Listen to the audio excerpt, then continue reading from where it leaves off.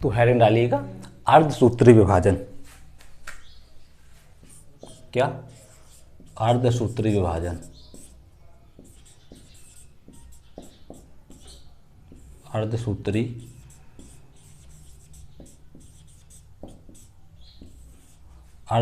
विभाजन। दोस्तों अर्धसूत्री विभाजन जो होता है यह एक विशिष्ट प्रकार का कोशिकीय विभाजन होता है। क्या होता है? विशिष्ट प्रकार का कोशिकीय विभाजन होता है जो यह जनन कोशिकाओं में होता है, प्रजनन कोशिकाओं में होता है। कहाँ होता है? प्रजनन कोशिकाओं में होता है। तो देखिएगा, यह एक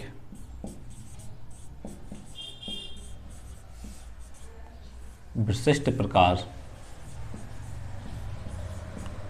का कोशिकीय, विशिष्ट प्रकार का कोशिका विभाजन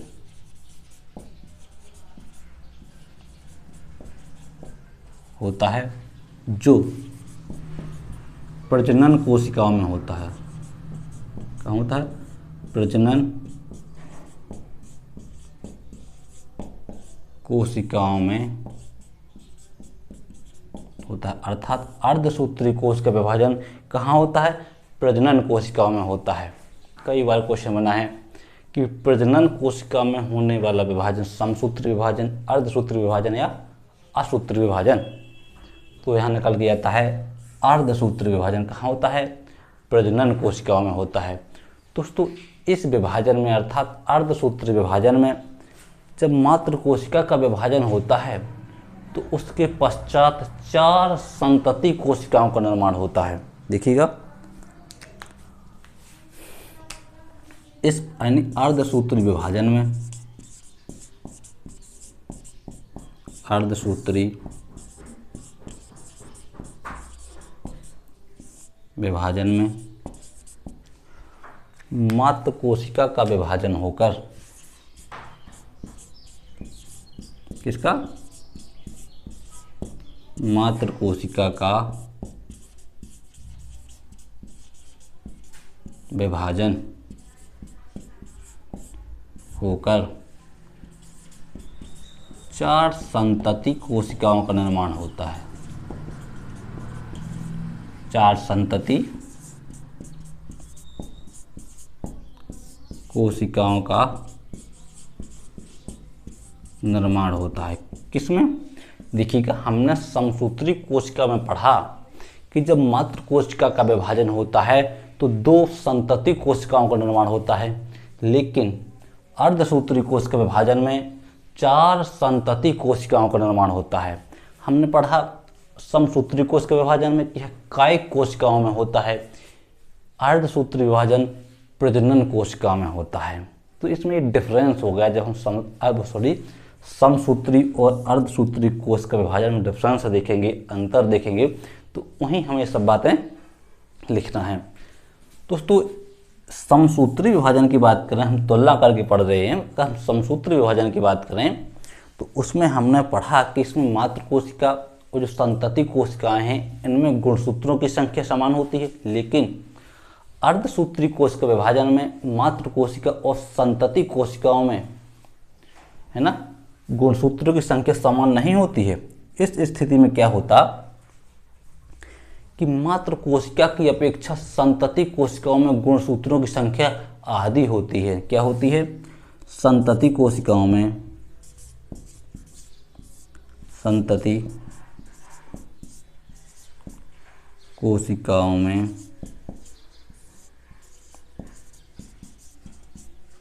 गुणसूत्रों की संख्या, किसकी संख्या? गुणसूत्रों की संख्या मात्र कोशिका की अपेक्षा आधी होती है। देखिएगा, मात्र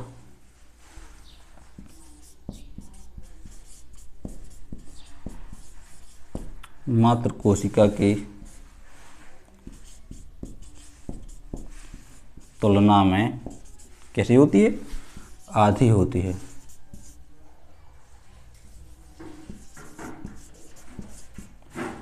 फिर देखिएगा, अर्धसूत्री कोशिका विभाजन में गुणसूत्रों की संख्या संतति कोशिकाओं में मात्र कोशिका की तुलना में कैसी होती है? आधी होती है। दोस्तों यह दो भागों में होता है या दो चरणों में होता है। देखिएगा, जो अर्धसूत्री कोश का विभाजन है कितने भागों में होता है? दो भागों में होता है। मियोसिस फर्स्ट, जिसे हमने नाम दिया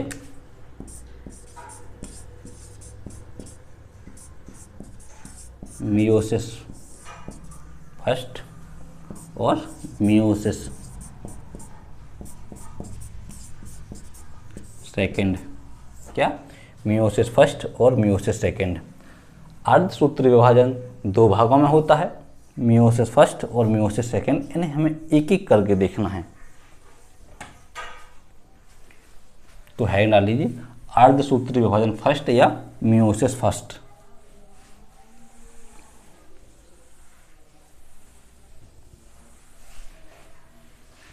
क्या है डालना है? अर्धसूत्री विभाजन फर्स्ट।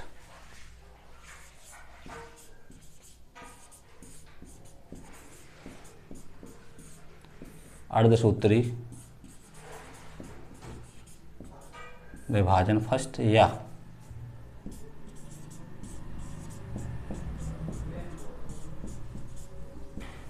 Meiosis first. दोस्तों इस अवस्था में क्या होता है?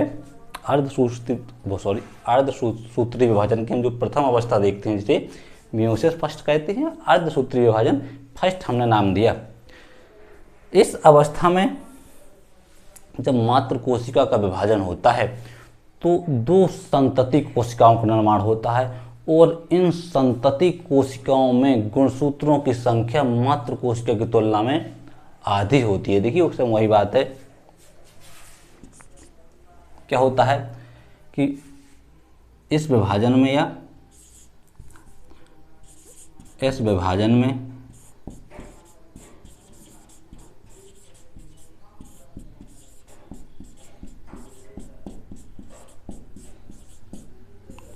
मात्र कोशिका का विभाजन होकर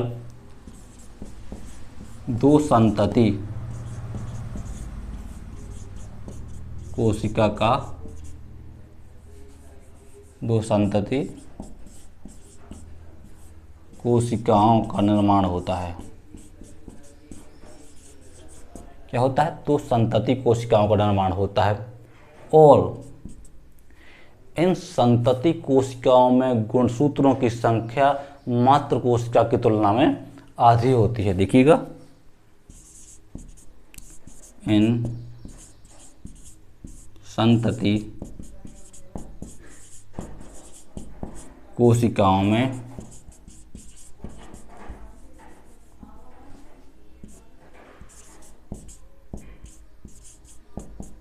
मात्र कोशिका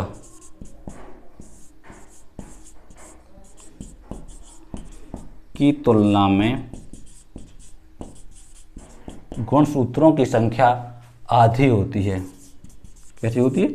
गुणसूत्रों की संख्या होती है आधी होती है। लेकिन दोस्तों जो मियोसिस फर्स्ट है यानी अर्धसूत्री विभाजन फर्स्ट अवस्था है, यह दो चरणों में संपन्न होती है। वही कैरियोकाइनोसिस,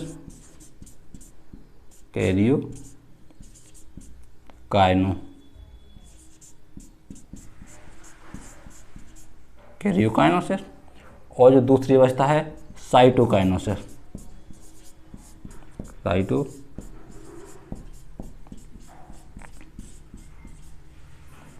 कैरियोकाइनोसिस और साइटोकाइनोसिस। दोस्तों हमने अभी पढ़ा है कि जो साइटोकाइनोसिस अवस्था है यह 4 चरणों में संपन्न होती है। कितने चरणों में संपन्न होती है? 4 चरणों में। वो 4 चरण कौन से हैं? प्रोफेज अवस्था, मेटाफेज अवस्था, एनाफेज अवस्था और टेलोफेज अवस्था। तो देखिएगा ये 4 चरणों में संपन्न होती है। कौन कौन से? प्रोफेज, मेटाफेज, एनाफेज और टीलोफेज, एनाफेज और टीलोफेज। दोस्तों जो प्रोफेज अवस्था होती है, इस स्थिति में यह 5 चरणों में संपन्न होती है। कितने चरणों में संपन्न होती है?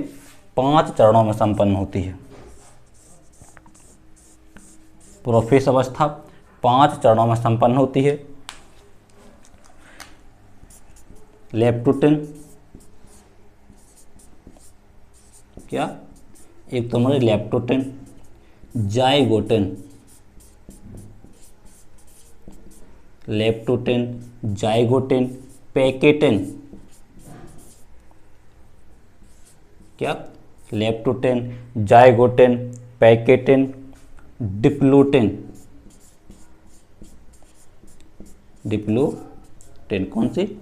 देखिएगा, पैकेटेन, जाइगोटेन, लेप्टोटेन, जाइगोटेन, पैकेटेन, डिप्लोटेन, और जो हमारी 5वीं अवस्था है डाइकाइनोसिस।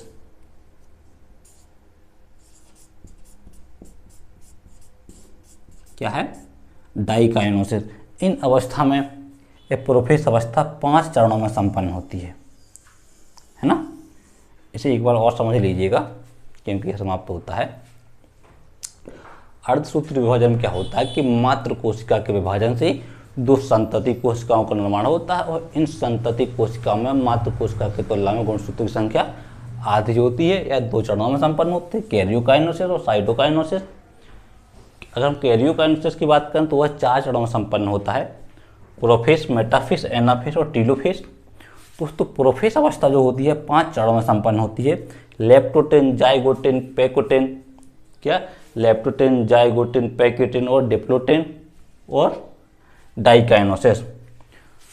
तो ये हुई हमारी अर्धसूत्री विभाजन की जो मियोसिस फर्स्ट अवस्था है वो। इसी प्रकार से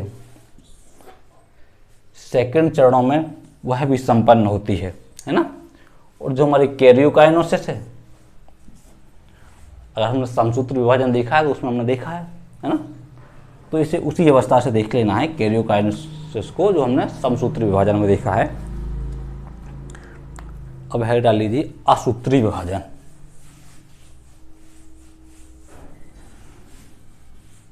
क्या?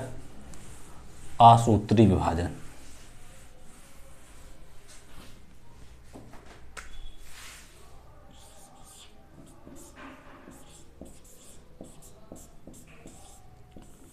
असूत्री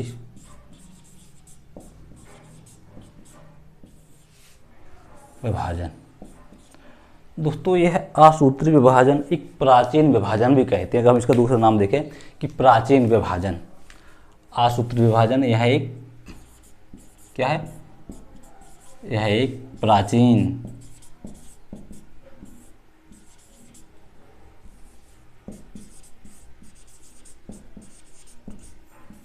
विभाजन है, या इसे हम एक प्राचीन विभाजन भी कहते हैं। दोस्तों असूत्री विभाजन में गुणसूत्रों का कोई योगदान नहीं रहता, इसमें गुणसूत्रों की कोई भूमिका नहीं होती, अर्थात इसमें गुणसूत्रों की आवश्यकता नहीं होती। क्या नहीं होती है? गुणसूत्रों की कोई भूमिका नहीं होती है असूत्री विभाजन में। कई बार जो वनडे एग्जाम होते हैं उनमें पूछ लिया जाता है कि गुणसूत्रों की आवश्यकता किस विभाजन में नहीं होती है? समसूत्री कोश का विभाजन, अर्धसूत्री कोश का विभाजन, असूत्री कोश का विभाजन, या इसमें से कोई नहीं। तो जो हमारा इसका सही ऑप्शन होगा, आंसर होगा असूत्री कोश का विभाजन। देख लीजिएगा, असूत्री कोश का विभाजन में असूत्री कोशिका विभाजन में गुणसूत्रों की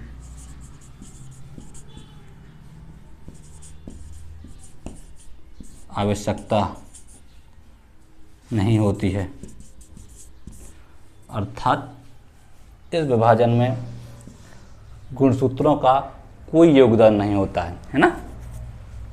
अगर हम यहाँ एग्जाम्पल की बात करें कि आखिर अर्धसूत्री विभाजन कहाँ होता है, जैसे अमीबा हुआ, क्या अमीबा हुआ, है ना, माइटोकॉन्ड्रिया,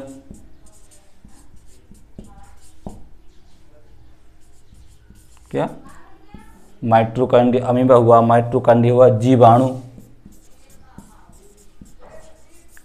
यानी हम असूत्री विभाजन के एग्जाम्पल के तौर पर देख सकते हैं। किसे देख सकते हैं, अमीबा हुआ, माइटोकॉन्ड्रिया, जीवाणु हुआ, ये कहाँ थे, प्राचीन अवस्था में थे, पहले से उपस्थित थे। तो असूत्री विभाजन जो है पहले से ही चला आ रहा है। समसूत्री विभाजन और अर्धसूत्री विभाजन तो बाद में जब मानव ने अपना रूप धारण किया, क्योंकि तो एक कीट, एक मान लीजिए कि जीवाणु, जो छोटे छोटे जीवाणु होते हैं, कीट टाइप के होते हैं, ये सर्वप्रथम उन्होंने होता था, है ना। तो क्या हुआ हमारा अर्धसूत्री विभाजन, कोश का विभाजन हमने समाप्त किया। अब जो हमारा नेक्स्ट टॉपिक रहेगा समसूत्री विभाजन और अर्धसूत्री विभाजन में डिफरेंस।